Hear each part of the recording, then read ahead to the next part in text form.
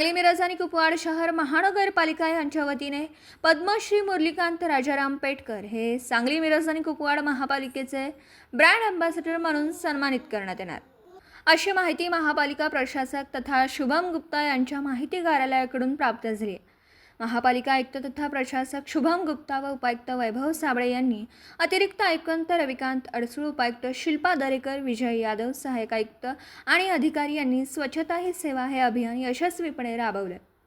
20 मार्च 2018 श्री पेटकर यांना माननीय राष्ट्रपती श्री कोविंदजी यांच्या हस्ते पद्मश्री पुरस्काराने सन्मानित करण्यात आले. पद्मश्री मुरलीकांत राजाराम पेटकर यांना अनेक मान सन्मान गौरवण्यात आले. पद्मश्री मुरलीकांत राजाराम पेटकर यांना 50 मीटर फ्रीस्टाईल जलतरण स्पर्धा भारताचा ऑलिम्पिक सुवर्णपदक विजेता होण्याचा गौरव प्राप्त झाला.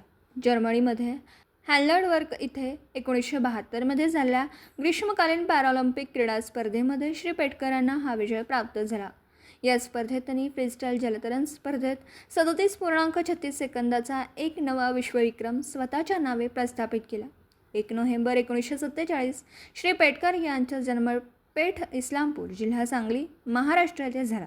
विविध सन्मान प्राप्त व विविध क्षेत्रांमध्ये आपले नावलौकिक मिळवणारे पेटकर हे आता सांगली, मिरज आणि कुपवाड महानगरपालिकेचे अँबॅसेडर असणार आहेत, अशी माहिती महापालिका प्रशासक व आयुक्त शुभम गुप्ता यांच्या माहिती कार्यालयाकडून मिळाली.